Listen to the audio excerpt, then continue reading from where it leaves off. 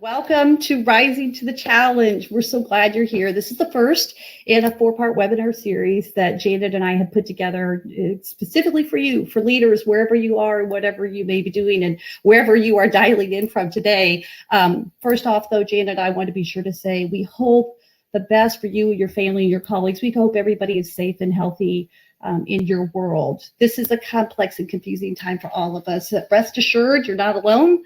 We are all in this together. And I guess if there's one phrase I keep hearing that is a bit of encouraging to remember is this phrase, for the greater good. It just reminds us the role and influence of leaders is so great, even in just a normal way of being.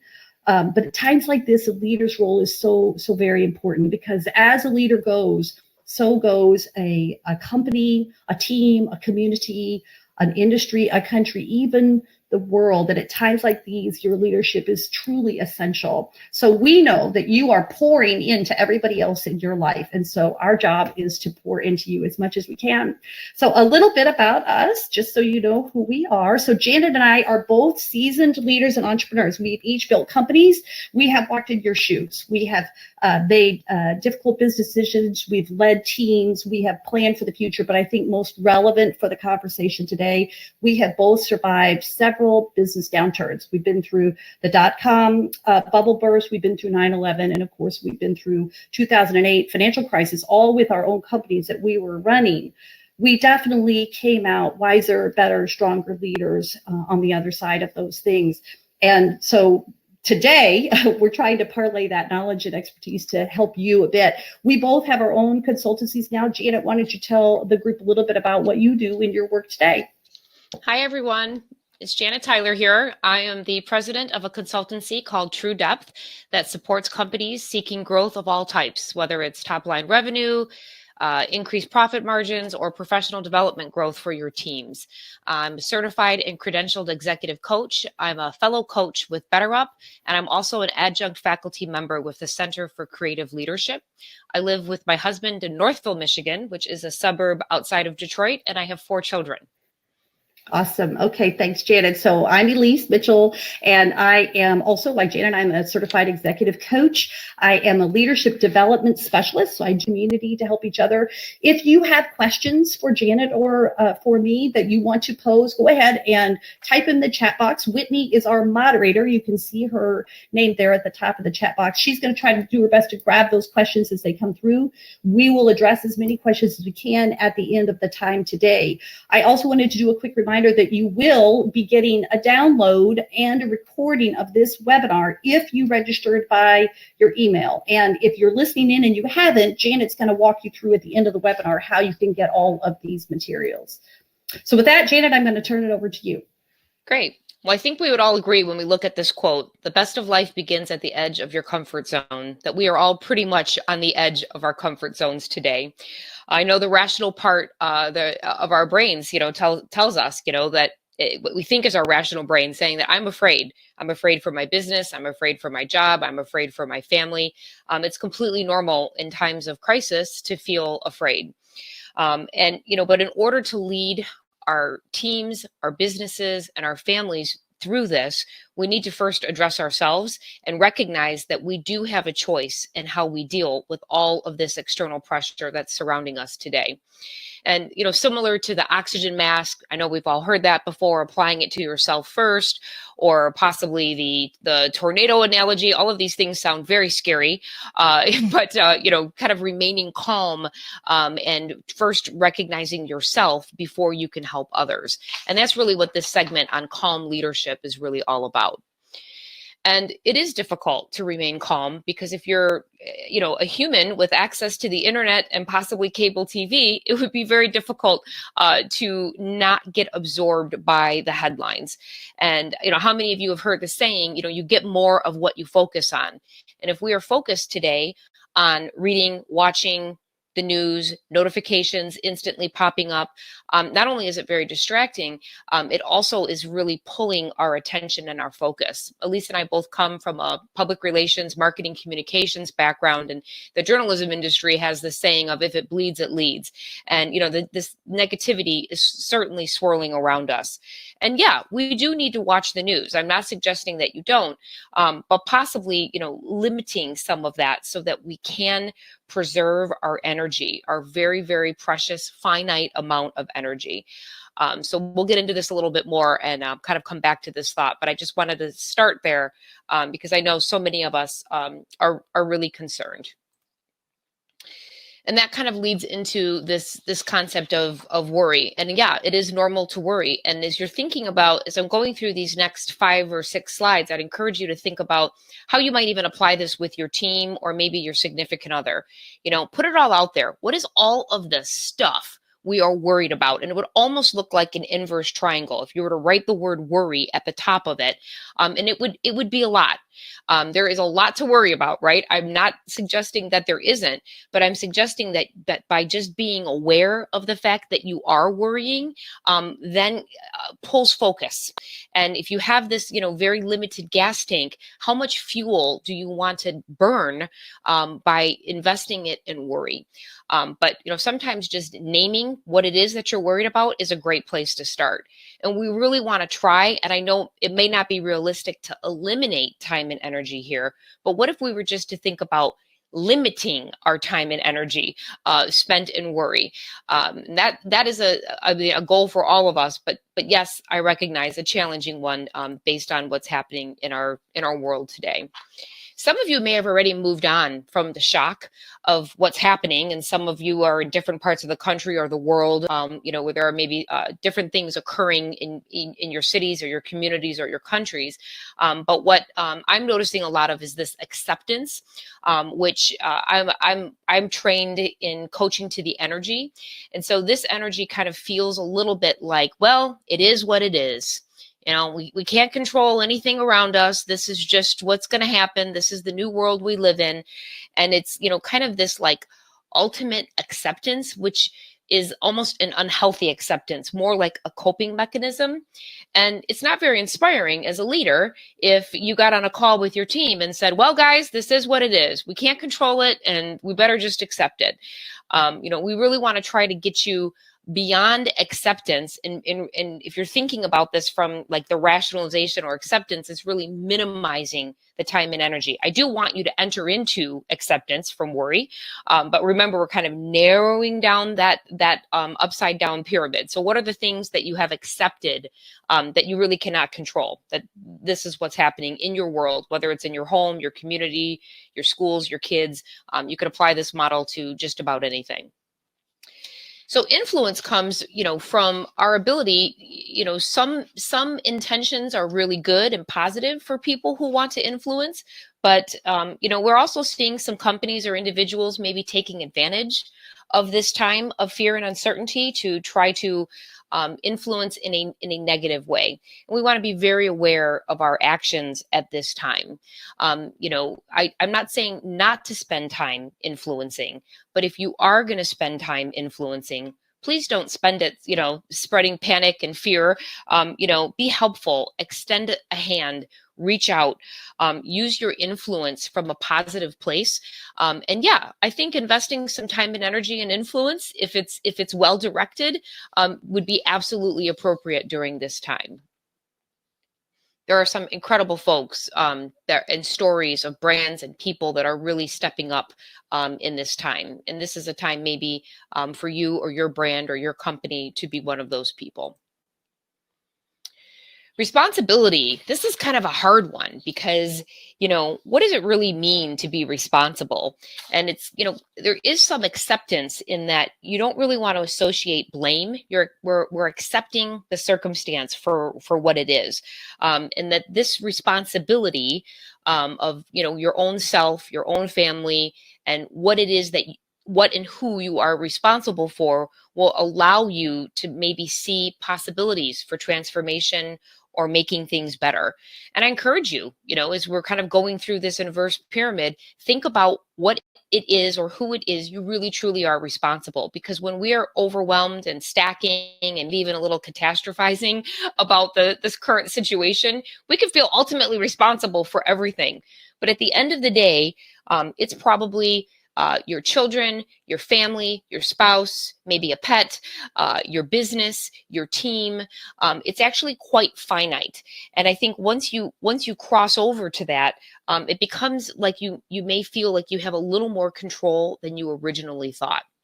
So stay with me on this continuum, and let's think about, oh, I lost my slides.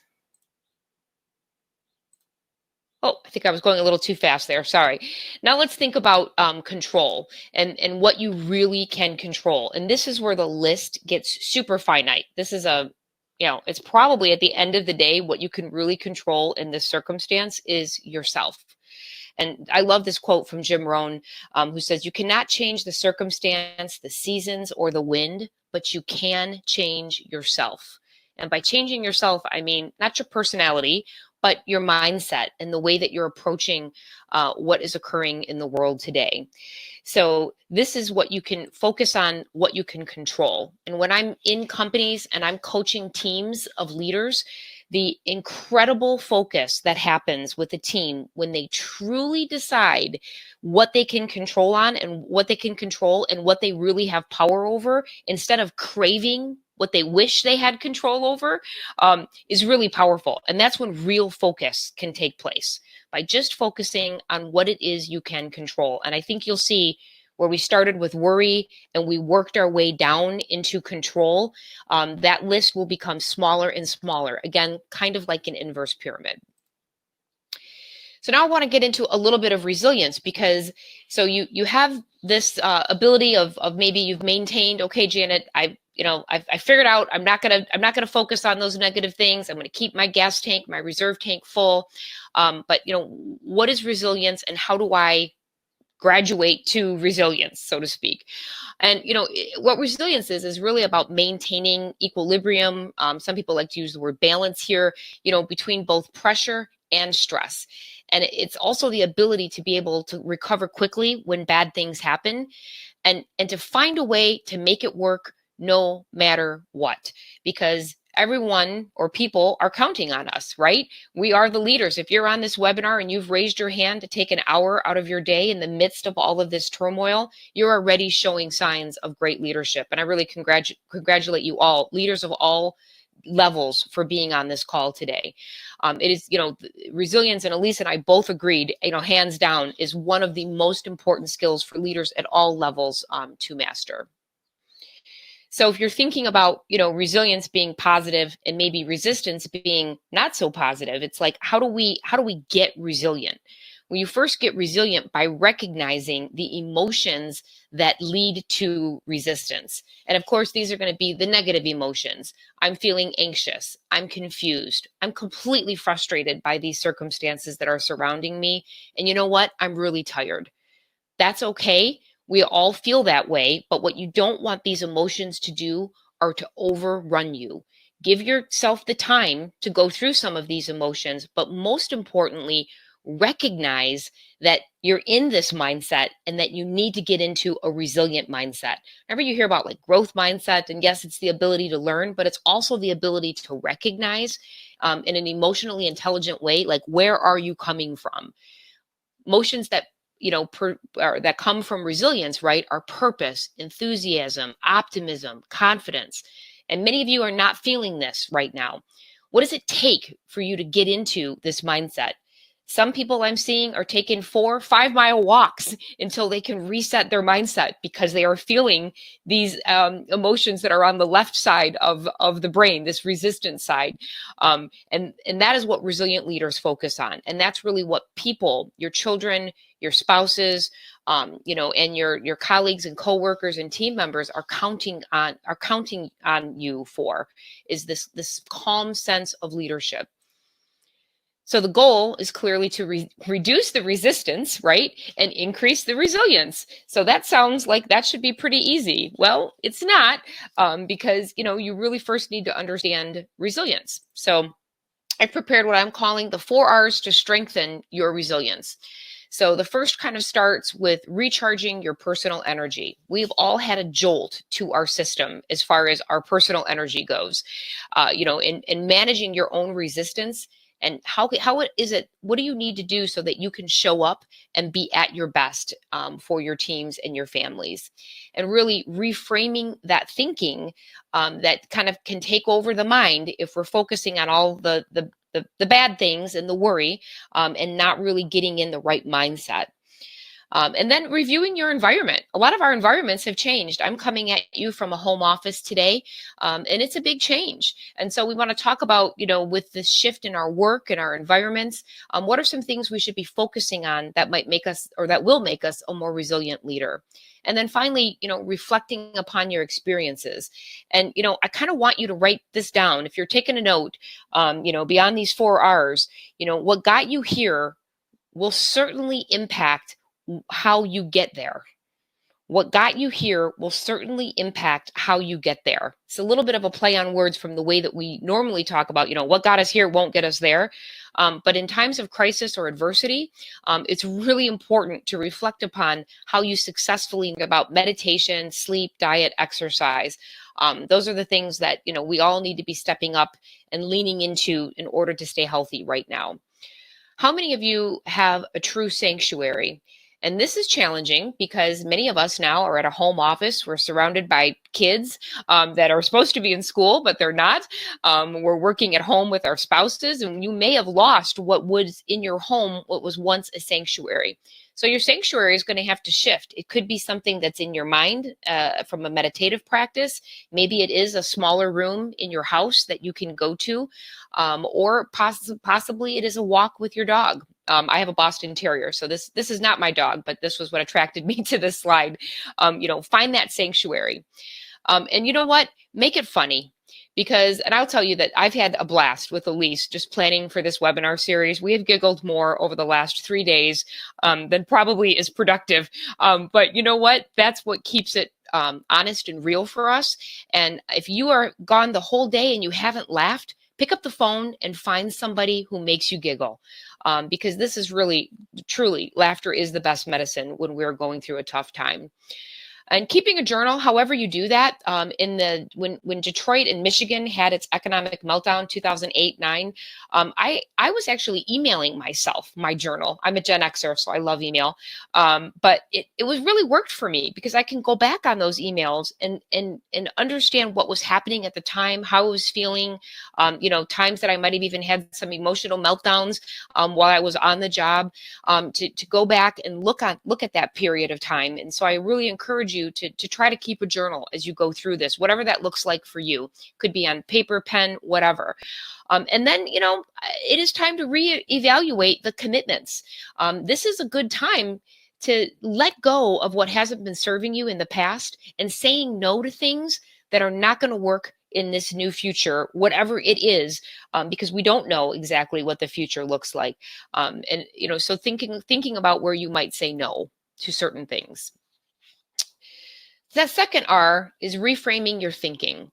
So where this starts, and for me, as I was going through leadership coaching and training, and I had, what I thought at the time was a very, very stressful job.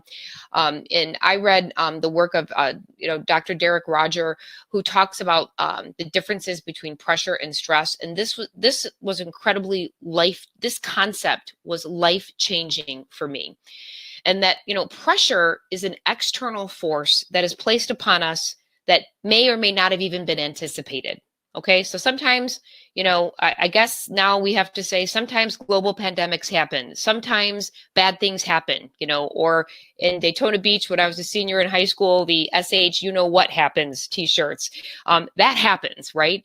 But the stress that results from that external pressure is, and this is what Dr. Rogers says, is man-made. And how do we man-make or woman-make stress? It is through this concept of rumination. So the example I like to use with my clients for this is if you've slept in, you've overslept, you're supposed to get up at 7, you woke up at 7:30, and the external pressure is that now you are late for work. Nothing will change that you are just late for work. But what happens is the way you respond to oversleeping and the rumination. Okay, now I'm going to be late and I'm not going to be able to put my makeup on and I don't know if I can give my kid a normal breakfast, and all of that rumination that happens. And oh my gosh, now I'm going to lose my job. And sometimes even catastrophizing, stacking on top of what has really happened. That is where the stress comes in the physical symptoms of how we respond to that external pressure. So those are like, I don't know, for me, this was like life-changing, meaning like I have a choice. So, what Dr. Rogers says is, we don't have to manage stress, just don't stress. Now, this is like, I don't know, very challenging. But if we could just limit the stressful thinking, the rumination, and I'm going to get into this in a few slides that will really show us what I mean by rumination, we will have less, if not no, stress. And this is an interesting concept and something that might be difficult for us to manage if we're always thinking in our heads about, from the minute we wake up to the second we lay down. It's like you're walking around, but you're still asleep because you're just letting your brain run you versus you running your brain. Very challenging in times of stress, but I know you're all up for the challenge. So let's think about rumination and further reframing your thinking. So if you're ruminating in the past, it sounds like, I wish we would have done this, or if only he hadn't said that, or if only I hadn't done this. If you're ruminating in the future, which a lot of us are spending time doing now, it's, what if this happens? What if we lose this account? What if there are job losses? What if my kids get sick? This list can go on and on and on as we are, really spending probably more time than we need to ruminating, because as I've just said, the only thing that rumination really can sometimes do is create stress on our systems and on our environment. So in the chat box, I'm challenging all of you right now to just type in a few words, or one word even, on, what is the one thing you are spending more time than you want to ruminating about right now? What is it? Let's name it. Go ahead and just type in that chat box. So if you've named that thing that I'm spending too much time ruminating about the financial impact of this crisis, etc. What I want you to think about or visualize is what is called a healthy detachment from that rumination. So like the hot air balloons on this image, put that fear in that balloon and let it go for 30 seconds. 15. Okay, maybe for some of you it's 10 seconds, but you have to start somewhere to let that thought go, because it's not serving you until you can take an action. So if I'm worried about my financial future, I'm concerned about my 401k and my business and all of those things, and you're just in that cycle, but not taking action, making decisions, building a plan to help yourself in that regard, the rumination and the stress does nothing to serve that. So we really want to let it go if you can. That's all about reframing. Just quickly moving into reviewing your environment. This will be part of the handout or the deliverable that comes at the end of the webinar, because I really believe in this. This is a way to help you prioritize kind of what you're focused on right now. So this is one of the first tools that I learned from the Institute for Professional Excellence in Coaching, where I received my credential in order to get certified. And, they call this the Wheel of Life. And so you may have your career, spiritual, fun and enjoyment, health and aging. I went ahead and created, and you'll see here there's a scale of 1 to 10. I went ahead and made up a mock wheel of life for an individual. So when you're done scoring this wheel, and again, this will be in your handout, so you don't need to take notes. I just kind of want you to listen and kind of take this in, and then maybe at the end, print some of these wheels out, and maybe even give it to your spouse and start some conversation. But this person, you can see, they may be lacking some areas or some development in their personal development and learning. It looks like maybe they're not having a lot of fun. And yes, they're pretty concerned about their personal finances right now at this moment. And yes, that is the current situation. If you print this wheel out, date it, and come back to it in a quarter, you'll see that these charts and graphs actually change and evolve. But what would it take if you're scoring under a 7 in multiple areas to just move that up 1 point? Because a lot of people are like, oh my gosh, I'm a 3, it needs to be a 10. No, it needs to be a 4. 1 point at a time. Examine, evaluate, possibly eliminate or enhance, whatever that function is that's on the wheel that you're looking at I'm also going to include a blank wheel that I would like for you to add your own areas of environmental factors. So for many of us, it's a home office. We haven't had a lot of time to, paint and get file cabinets and make up a room, but give it a score today and say, over the next week or this weekend, I'm going to work on that. And maybe you're going to evaluate this wheel a week from now. Build a wheel with your spouse and say, okay, what are these things? We do want to focus on family time during this time together. We also want to focus on, checking in with each other. I want to check in with my team. I want to build a team during this time. The things that are on the outside of that wheel are going to be very different and individualized to you. But I find this exercise helps us gain a little bit of a sense of control and also helps us prioritize about what's really important in our lives during this time. That will really help build a sense of calm and reframing and moving you into planning versus thinking. So finally, I just want to cover, how to reflect on your experiences. So, you are all experts about your own experience. And reflection is such an important part of the learning process. It's critical for our kids. It's critical for adults of all ages, and especially for leaders, because looking back kind of allows us to apply the learnings on how to go forward. And so reflecting on your own experiences in this time is important. And here are just like 5 or 6 questions you can ask yourself when you're thinking about reflecting on your experiences. And for those of you that are journaling, these could be really great questions to just put at the top of your put at the top of your journal. What is it that happened at this time? Think back on, maybe it doesn't have to be a full-blown crisis situation, but during a time in your life where you went through something difficult, or a time in your business where you went through something challenging. You lost a huge piece of business. You lost a key member on your team. Even using those words of lost, thinking about the language that you're using, which is why journaling is so important. But maybe there was potential that came from that, or upside that you didn't anticipate, at the time, but you could only look back and say, wow, it really was awful. But then 6 months later, look at what happened in my life or in my business or in my team. Think about how you got through it. What did you do that helped you get through this situation? And most importantly, what did you learn? And now I want you to apply that to what is happening in your life today, in your team, in your business, in your family today. We don't take enough time to do this as a society. We are moving so fast from thing to thing, myself included, that taking time to really slow down is really very, very important right now.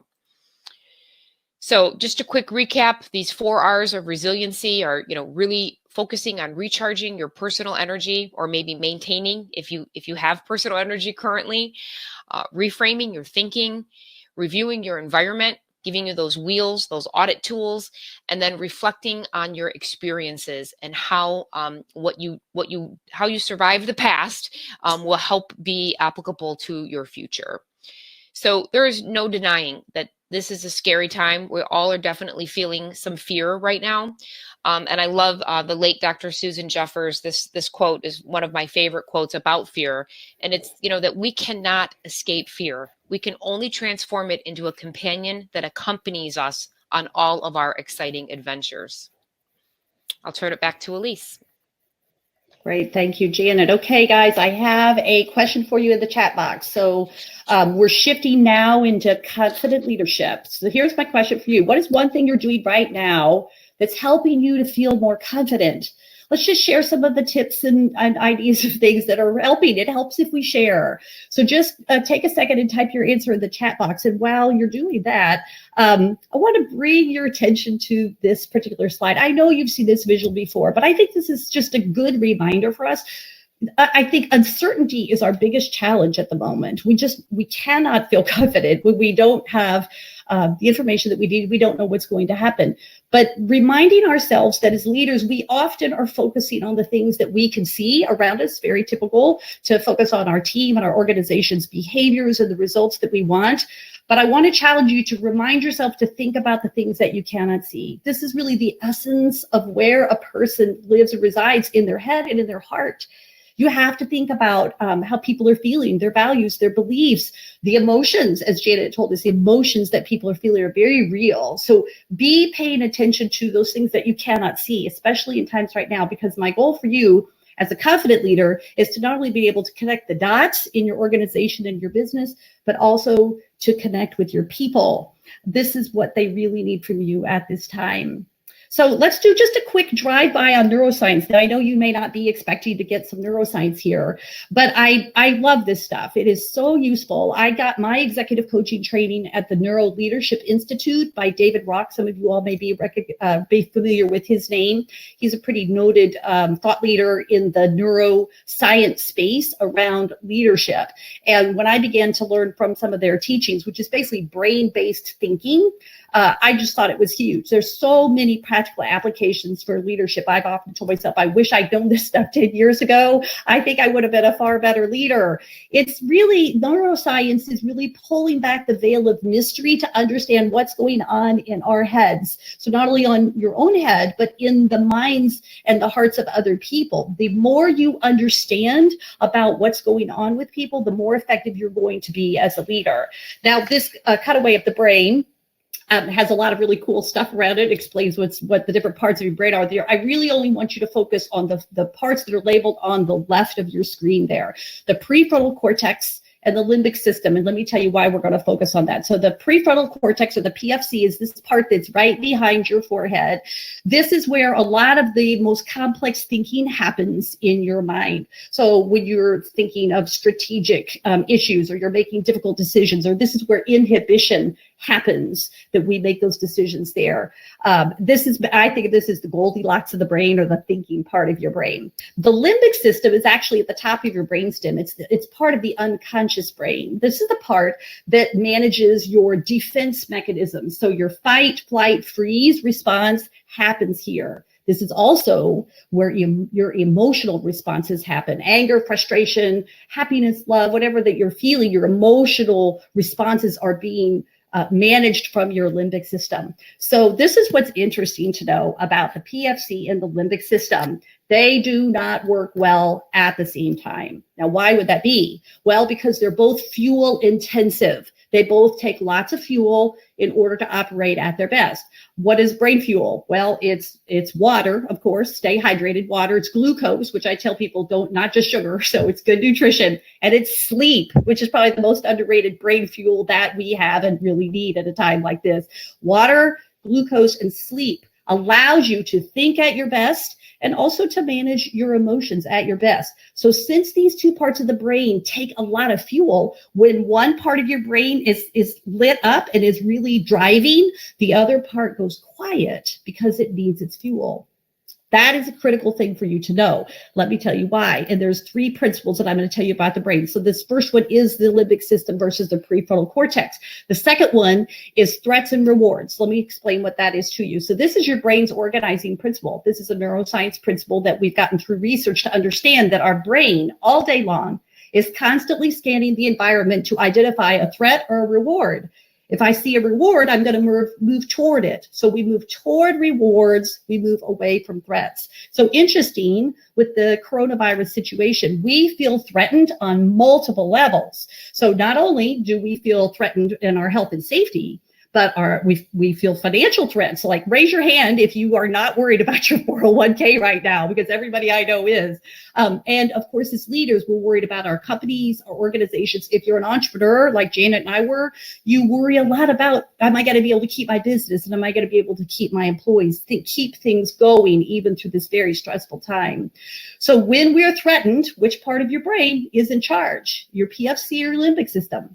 It's your limbic system. Remember, your limbic system takes over fight, flight, freeze response when you feel threatened. And as a result, when our limbic system is driving, our PFC goes quiet and we act defensively. We miss a lot of things. We struggle to have creative insights. We're really not as good at problem solving. Why? Because our PFC is not really functioning at its best. When we are threatened, our brains are much less efficient. And this is a huge problem for leaders, especially right now, because just when you and your team most need your sophisticated mental capabilities, your brain's internal resources are just shot. That's the challenge for threats and rewards. Number 3, toward and away. I just like this as a simple way to think about shifting your mindset. So remember, because we move toward rewards and we move away from threats, you want to try to keep yourself and your team as much as possible in a toward state of mind. Now, how do you do that? Well, you have to think, right? You have to get your PFC leading the way. You engage your prefrontal cortex, which dampens the limbic system and it dampens that emotional and defensive response.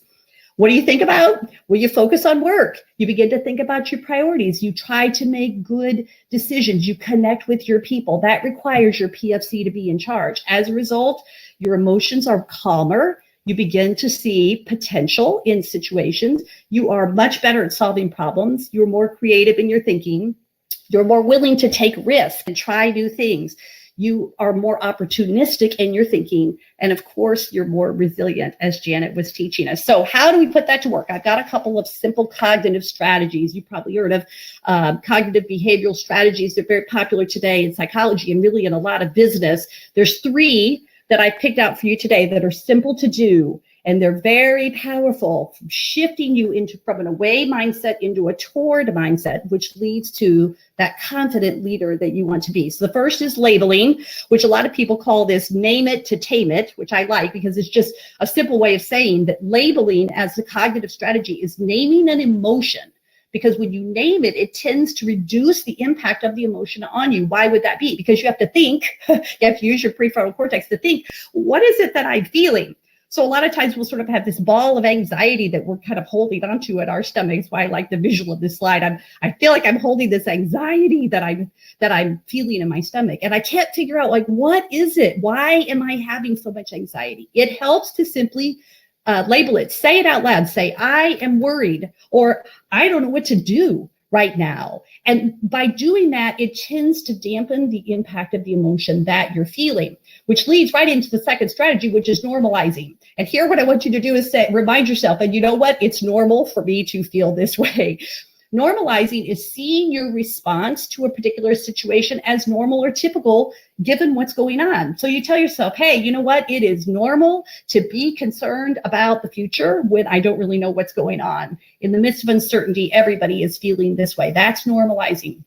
Distancing is the third strategy to share, which is stepping back enough to see how you are thinking and feeling at this moment in time. It's also putting some distance between yourself and the current situation. So with my clients, I've been working with them pretty much on a daily basis over the last week or so. And one of the things I've been challenging them is with this question that you see on the screen here. And I want you to take a minute to think about this question, how you would answer it.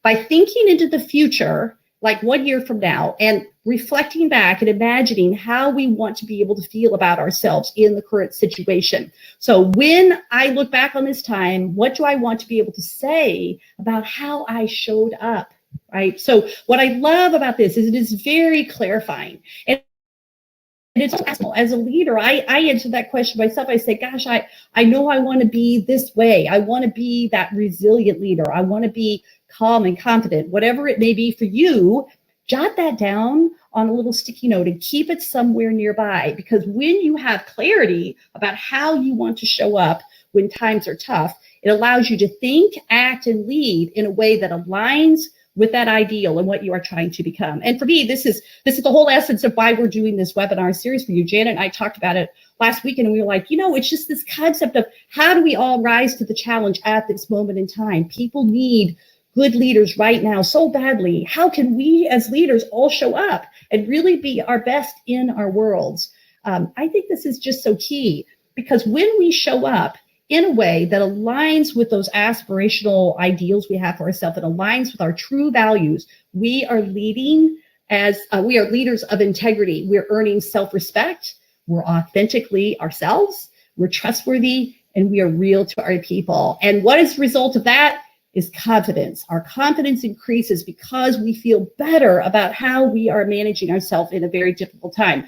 I do believe that at the most trying times are when we rise to our best selves. There's a great article I have there on the screen for you that I want to recommend as a great resource. If you're looking for a good read, this article titled Moments of Greatness is a really good way to think about how we want to try to show up in that way. And to me, I love this slide as well too. I use this in a lot of my workshops how do I show up as courageous me? What does that look like? So if you're showing up as courageous you at your most difficult, challenging times, you are taming that tiger, those fears that you have. So you're moving out of your comfort zone and you're willing to lead into the unknown. Instead of being reactive, which is the way I think a lot of us have felt this week, is just reacting to all of these things as they're coming to us. We move into more of a proactive state of mind and a state of being. We move from being fearful to telling ourselves that we are learning as we go. So what are some practical things you can do right now to show up as the confident leader that you want to be? Couple of ideas for you here. This first one, Janet and I cannot underscore enough how important it is that you talk regularly with your team. Both of us built our companies in the marketing communication space, and we were always working with clients on this, which is it's good to communicate as much as you can for not only just the information, but how it positions you as a leader, and you become that rock that your people need from you. So the cadence is the first question on communication. How often should you be communicating? You decide what's best for you and your organization. Everyone's going to be different. But I'd like to give you some thought to say that perhaps you're meeting on a daily basis with your leadership team, even if it's just quick check-in calls, maybe even in the morning, maybe in the evening, or how did the day go? What needs to happen tomorrow? Something quick, just good check-in. So everybody is staying connected and working off the same information as a leadership team. Then maybe you meet twice a week with your full staff. And what do you say in those times? A lot of my clients have been asking me that. What do I say when I'm showing up to my team? 3 things I want you to say. I want you to share what you know. I want you to share what you don't know. And I want you to tell them what you're doing to learn more about the situation as it evolves. I also want you to think a little bit about your tone and your approach. So it's not just what you say, it's how you say it, which is that point of realistic optimism. And I'm just using that phrase as a way to say, how do you balance between the two? You need to be realistic about what is happening around you, but I want you to have that calm confidence about the steps that you and your company are doing to deal the best you can with what's going on. So you're striking the balance between the two. So I don't want you to display excessive confidence or make promises that you might not be able to keep in light of what is obviously a very fluid situation. None of us know what is going to happen. So don't make promises you can't keep. And when you're a little bit too optimistic, you can lose credibility with your people. Makes you appear that you're a little tone deaf. But I do want you to be confident in your organization's ability to find a way through a very tough situation. This is the time for you to express your belief in your people, your company, your culture, your values, the things that are really timeless and true about who you are as an organization. This demonstrates both confidence and heart, and it will absolutely bolster the spirits of others who really need that from you. The next one, break glass, pull handle. That's just my sort of way of saying be decisive. Okay, this is not a time to vacillate, not a time to be too cautious and too worried about making a wrong decision. So what I don't want you to do is to become paralyzed by your own fears and your doubts. What I do want you to do is accept reality as quickly as you can, make necessary decisions so you can keep moving forward. I want you to move, remember, out of that reactive position to proactive as much as you possibly can. So as a suggestion, and we're going to get into this in some of the upcoming sessions, do some scenario planning with your leadership team so you can envision some potential outcomes and make contingency plans in case those turn out to be the way things work for you. You can always ease up when things improve. But I want to challenge and encourage you to be decisive as much as you can. The next one, be a learning leader. This is maybe one of my most favorite points. For those of you who know me, I ride a motorcycle, so I'm really big on the destination and the journey. So I think of this also as being a journey-minded leader, which is, it's a journey. We are all on this journey together. Nobody has all the answers. Nobody knows for sure what is coming. So what I want you to do, this is a challenge, but I want you to let go of your desire to control everything around you. Because you know what, guys, we just can't. Nobody can control all of these factors that are coming at us. Instead, I want you to focus on what you can control. And as Janet was telling us earlier, put your energy there on the things that you are responsible for, the things that you can control to make things a little bit better for you. As a learning leader, though, that also means that you stay present in the moment, that you observe as much as you possibly can, which means your PFC is leading for you. And ask yourself just a couple of simple questions like what's working, what's not, and what should we try next? Because as a learning leader and having that mindset, it means you're gonna adjust and modify as you go. You are smart enough to figure it out as you go. You and your team together. This to me is the essence of something called adaptive leadership. It's a theory of leadership that I really like, and I think actually it is what is for the moment in time right now for us to all be adaptive leaders. What does that mean? Adaptive leaders are leaders who can solve new problems with new solutions in real time. And that is exactly what's happening right now. We all need to rise to that challenge to be as adaptive as we can. And the last one, I just give this to you as some encouragement, is you might go to bed thinking, I just can't take anymore. I don't know if I can have another day like today. You get up the next day and you realize that you live to fight another day, that this is why you were called to be a leader, is to shine in this very moment when people need you the most. Just take it one day at a time, guys. Okay, one day at a time. Calm your limbic system. Use your PFC to help you lead so you can lead at your best. And just as a last note of encouragement, Janet and I believe the world needs great leaders now more than ever. That's all of us to rise wherever we are in our world today and to lead with that calm confidence that we so badly want to have and to display for those that we care about. And here's what I'll promise you, no matter what happens from here, when you show up at your best, you'll never have to look back and wonder how things could have turned out had you really tried. So with that, Janet, I want to turn it over to you.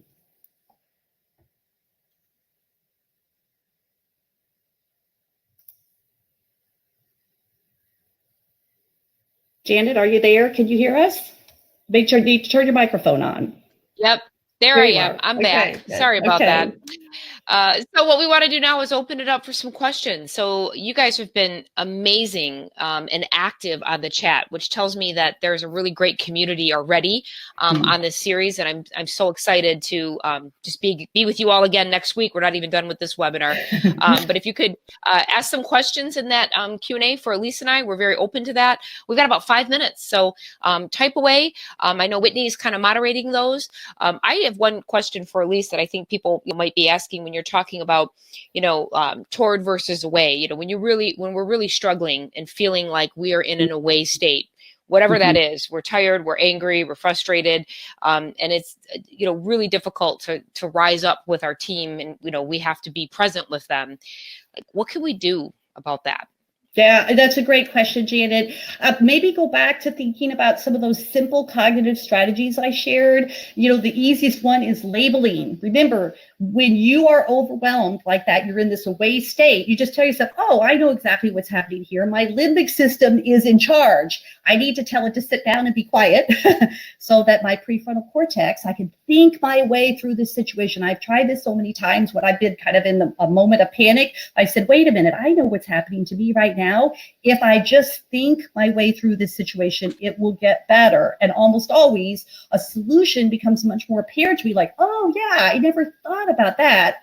But it was because I wasn't thinking. I was too emotional. So try labeling, which is to say, hey, I know what's happening right now. I need to tell my limbic system to sit down and be quiet so my PFC can help me think my way out of this situation. It has worked time and again for me. I suggest that you try that. Okay, great. Julia is asking a question about taming distraction and getting more focus. And I can definitely say that, when I'm talking about rumination and, and the news, I mean, I'm not suggesting that we shouldn't ruminate as business leaders, right? But there needs to be a time and a place. So you may say to your team, I think, Elise, you said something similar. Okay, everyone, let's spend 15 minutes about what could go wrong here? Let's just put it all out on the table, and then you can start to kind of attack the problems and to prioritize those problems. And then distraction. It's interesting. I'm seeing on social media. Maybe many of you have seen them. All of the school schedules for kids that are now home. 8 o'clock, wake up. 9 o'clock, physical fitness outside, and when lunch should be. Well, as adults, our work of world has been turned upside down. So try to build a schedule like that for yourself as well, right? From 9 until 11, it'll be meeting times. At noon, I'm going to do heads down work, or whatever that looks like for you. That could really, really help. And, reserve your news time for the morning and maybe the 6 o'clock news, versus keeping it on. I'm doing coaching calls with people that have the news running in their offices. And I just don't think right now that might not be a productive use. Limit Right. the distraction. Yeah. I don't know, do you have anything on that? No, that's okay. I got another question I see here that might be useful. There's a lot of questions coming in right now. Let's try to tackle a few in the time we have left. So here's one from Sarah Goforth. In times like this, certain team members step way up and others diminish. What can leaders do to maintain motivation and accountability across a team in a virtual environment? Such a great question, Sarah. Wow. We're all living that right now, right? I was with a client yesterday who said, what's so hard about this for me right now is, and she has very, very strong, powerful personality. She said, I used to be able to use my presence in the room to connect with people, to read body language, to move things forward. And we were talking about, so what are you going to do now? You can't do that. You have to learn to rely on other things. And what I would say is that's really good for leaders to challenge your normal way of leading, to say, hey, this is a chance for me to develop some new and different skills. In this case, to Sarah's question, is doing this in a virtual environment. Here's the crux, though, I think, of the answer I wanted to share. Jada, you may have some other thoughts, but how you help people that are kind of diminishing in this particular moment. So think about, for those of you who've done assessments like DISC or Myers-Briggs or Enneagram or anything like that, just stop and remind yourself, hey, people are built differently. So one of the things the Neuro Leadership Institute taught us in coaching that I wrote down and never forgot, I tell my clients this too, is to say, no two brains are alike. And I forget that all the time because I think, well, my husband should know exactly what I'm thinking. And, he can't read my mind. We need to constantly remind ourselves, no two brains are alike. Not everybody's going to respond in the same way. So if you see people diminishing, chances are that they are maybe more naturally introverted, or that their way of dealing with stress and pressure, as Janet told us, was to pull away, maybe try to go to sleep or be quiet or be by themselves, because that's how they deal under pressure. So what I would urge you to do is to reach out to those individuals who are struggling a bit and just talk to them. This is back to sort of not just connecting the dots, but connecting with people. Encourage them, get them to label what they're feeling and tell them, hey, I'm here for you. We need you. Yeah. Your clients need you. We want to bring the best that we have. We'll all get through this together. And you may have a way of kind of bringing them back a little bit more to life. Yeah, I think next week too, when we're talking about keeping a productive and focused team, is really important. And we'll definitely cover some of that off, because accountability is not about just taking the blame or owning the problem. It's about delivering on the outcome for the client or for the customer. And if they're doing that, that might be half the battle. But like the what else, the behavioral based stuff that Elise addressed, we can maybe get to some of that even next week when we meet, because I do think that's a really good area. It is a good one to think about. Well, it is 1:56 right now in the Eastern time zone. So I think we will probably get ready to round the bend. There are so many great questions, but we do want to be really respectful of everyone's time. We'll kind of finish, with lots of chatter in the chat boxes about getting the handouts. The wheel, Elise did a great job kind of encapsulating the notes from her content today. For those of you that are not here because you signed up for the webinar, but maybe had a link passed on to you, or did something or with somebody else you're doing it together. All you really need to do to get the handouts is you can send a simple text to 44222, and then just type "rising to the challenge," upper or lower case, and then you can input your information, and we'll be sure that you all get the downloads from today's call. And a reminder to everyone that we look forward to seeing you on Tuesday, the 24th, where we will be focusing on the focused and productive team. Elise and I are probably not going to get into a lot of the virtual stuff of this, but this is really more, how do you keep your leadership hat on while you're really trying to get work done amongst all of this change? So it should be a really good content next week as well. Anything else to add, my colleague in crime? Well, I guess just to say, we're here for you guys. We know how hard it is, but we're all in this together. Let us know how we can help you. We're here for you. Jana and I are doing this as a labor of love. We just want to help, and we want to help. So we're here for you, and just come back and see us next Tuesday. Feel free to share the links. By the way, Whitney, we're going to be sending, I think it'll come from my email address actually, but it'll be from Jana to me. We'll send out the links to everybody for next Tuesday, so you get a fresh link to jump in. As Janet said, we're also going to send out an email with recording and the handouts today. But if you're listening and can't get on there, then you can do, as Janet said, with the texting 44222 and type in Rising to the Challenge, and you'll get all of our stuff. So I guess that's it. Thank you, everyone. Great to be with you, Janet. Great to be with everyone. Bye-bye, everyone. Bye-bye. See you Tuesday.